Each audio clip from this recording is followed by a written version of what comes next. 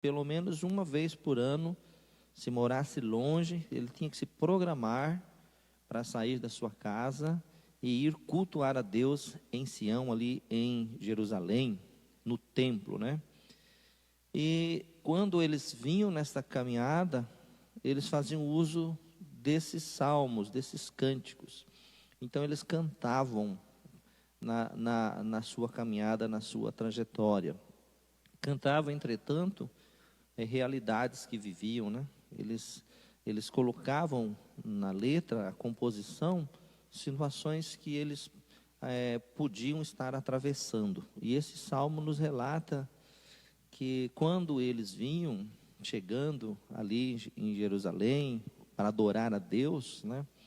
Eles olhavam para os montes. E aí a questão é, mas o que tem a ver o monte? Lamentavelmente, as pessoas parece que têm uma inclinação a buscar em deuses estranhos, em coisas que não vão ajudar, apoio para a sua vida, para a sua caminhada. E Israel afastou-se de Deus, uma boa porção dos israelitas, e eles colocavam assim, por conta de costumes pagãos, aprenderam errado, e colocava no alto dos montes altares a deuses pagãos. As pessoas têm esse jeito estranho, né? Há ainda hoje aquelas pessoas que fazem trabalhos que colocam nas esquinas com pretensões escusas, né? Tentam conseguir aquilo que anseiam através de meios e métodos que não são de Deus. Muitos israelitas começaram a utilizar costumes pagãos, e eles então colocavam nos montes, na parte bem alta dos montes, levantavam altares que não eram a Deus. Então, à medida que eles caminhavam, chegando em Jerusalém, eles viam aquilo, muitos altares, muitas coisas dedicadas a deuses estranhos. E aí o compositor, o salmista diz assim: levanto os meus olhos para os montes e eu pergunto, de onde me vem o socorro? Ele faz essa indagação e aí ele mesmo responde: o meu socorro vem do Senhor que fez os céus e que fez a terra. Ele entra numa declaração que está acima do próprio monte, ou seja, esse Deus em que eu busco socorro, ele está acima de toda a terra, ele está acima da terra, ele é o Criador, inclusive dos céus. Ele transfere a sua confiança para Deus. E aí ele começa a dizer que ele não permitirá que você tropece. Nessa caminhada que eles faziam, eles corriam riscos, inclusive, né? Caminhada distante, às vezes poderiam tropeçar, poderiam cair, e nós podemos transferir para a nossa vida, para o nosso cotidiano, né? E na vida, às vezes, a gente pode ser colhido de improvisos, né? De imprevistos, e às vezes tropeçar e cair. Ele vai descrevendo e vai cantando que esse Deus é um protetor que está sempre alerta. Deus é o seu protetor e ele vai se manter alerta. Sim, ele é o protetor de Israel. Ele chama atenção para Israel deixar a sua busca, deixar de oferecer a deuses estranhos a sua fé, né, o seu coração. E não é uma coisa tão incomum. Rapidamente as pessoas mudam, às vezes, a sua forma de crer e começam a crer em objetos, em coisas, né? As pessoas, às vezes, se desviam muito rapidamente para crer em elementos materiais e não em Deus. Nós vivemos hoje, inclusive na igreja, né? A igreja do Brasil tem muito disso já. Muito misticismo, as pessoas falando que você precisa levar uma rosa para dentro da sua casa, você tem que deixar essa rosa ali, ela vai estar ungindo a sua casa, né? Ou então você precisa levar um pouco desse sal para espantar os males, né? Então a gente percebe que esse Salmo 121, ele não está tão distante, ele está muito real. mesmo dentro da igreja, aquela que deveria adorar somente a Deus, né, buscar somente o Senhor, a gente percebe que há uma necessidade, né, pelo não conhecimento, de agregar elementos junto com Deus, né? Eu creio em Deus, eu busco o Senhor, eu tenho Ele como meu Salvador, o meu Senhor, o meu protetor, mas às vezes a pessoa não solta ali, né? Eu preciso pôr em cima do rádio, agora é diferente, né? Mas ali no canto um copo de água, enquanto aquele pregador fala, ele vai ungir esse copo de água, e aí eu vou tomar, e esse copo de água vai me purificar.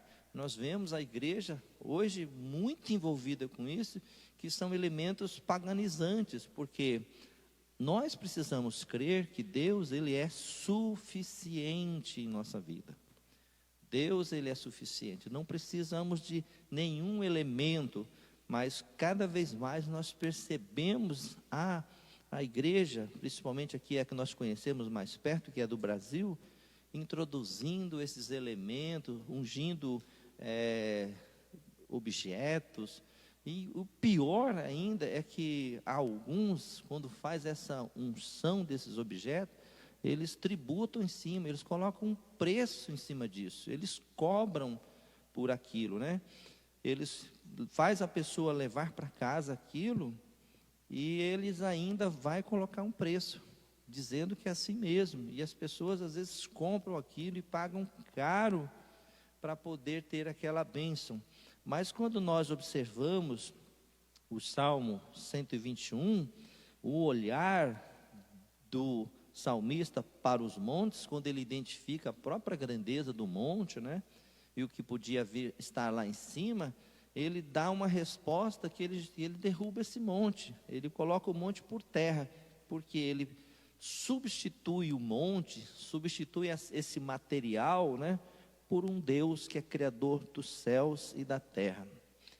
Nós não entendemos, né, por que tantas pessoas se apegam a esses elementos materiais, essas coisas que não podem salvar, não podem abençoar.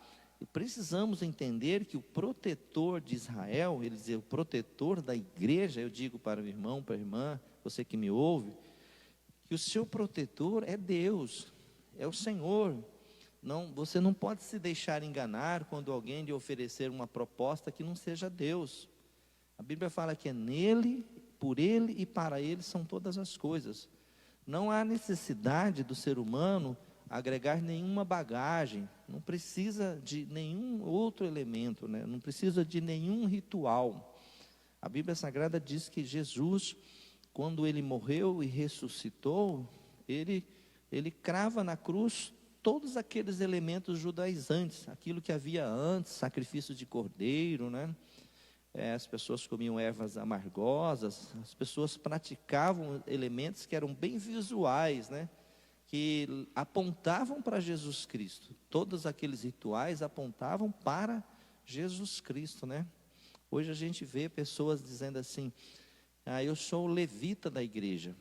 Mas a palavra de Deus diz que o sacerdócio levita ficou lá atrás. Nós temos cantores, nós temos músicos, né? Mas aquele modelo sacerdotal não tem mais. Hoje tudo está em Cristo. Então, nós não temos que ficar olhando para os montes, para esses elementos paganizantes. O nosso olhar, ele tem que ser na direção de Jesus. A gente precisa crer na suficiência de Jesus, no absoluto que Jesus é. E aqui diz a palavra que Deus é o seu protetor, como sombra que o protege e está à sua direita. Então, é um Deus que, eu vi alguém dizendo assim, um Deus que não desgruda, né? Porque a sombra vai estar aonde você for. É Ele que é a tua proteção constante como a sombra. Não é outra coisa, não é um elemento material, não é um ritual, não é preciso isso. Às vezes as pessoas falam assim, olha, você precisa fazer 40 dias de oração, e se nesses 40 dias de oração você falha um, você acabou com toda a corrente. Eu não vejo nenhum problema que você ore 40 dias, 7 dias, 14 dias, mas quando as pessoas começam a colocar até no processo de santificação, dias, e que um quebrou, quebra tudo, ele está me dizendo que Jesus não é suficiente, que ele precisa dos dias, são os dias que determinam, então, aquela sequência, é a numerologia que vai, à medida que você completa aquilo, aí você alcançou a bênção. Mas nós precisamos entender que na lição do Novo Testamento, o nosso olhar, ele tem que ser para o Senhor, não é para monte, não é para a materialidade das coisas, não é para números, é o Senhor que é aquele que devemos olhar. Se eu fizer uma oração, vou fazer um propósito de 7 dias, faça, amém, mas faça pela presença de Deus. Mas aí o 5º dia eu não pude fazer, então quebrou a corrente. Isso também é um elemento que a palavra de Deus já nos dá sustentação, não nos dá sustentação. O ser humano parece que ele quer ajudar a Deus. Senhor, eu recebi essa bênção de Ti, porque eu fiz a minha parte, eu consegui fazer os 7 dias, então eu estou dentro desse processo. É eu que te ajudei, eu te ofereci os 7 dias. Nós temos que oferecer para Deus o nosso coração sincero, verdadeiro, absoluto. Precisamos crer em total segurança em Deus, na pessoa de Jesus. Houve uma ocasião que Jesus, conversando com a mulher samaritana, no capítulo 4 de João, ela quis levantar essa questão. Senhor, nós devemos buscar o Senhor aqui, no Monte Gerizim, no Monte Ebal, ou em Jerusalém. Nós temos um conceito de que onde nós devemos buscar o Senhor. E vocês? Jesus falou, nem um monte, nem no outro. Não é necessidade de você me buscar lá no monte. Não é assim que muitas pessoas falam? Se você não vai ao monte, então você ainda não está alcançando. Você não desce tão poderoso. Amados, é possível, podemos orar no monte? Podemos. A geografia em si não vai mudar nada. O que vai mudar é a sinceridade com a qual nos apresentamos ao Senhor. Aí Jesus falou para aquela mulher, olha, mulher, eu digo que chegou o tempo em que os verdadeiros adoradores não adorarão nem em Jerusalém, nem nesse monte, mas adorarão em espírito e em verdade. É assim que nós devemos nos portar, uma adoração verdadeira, né?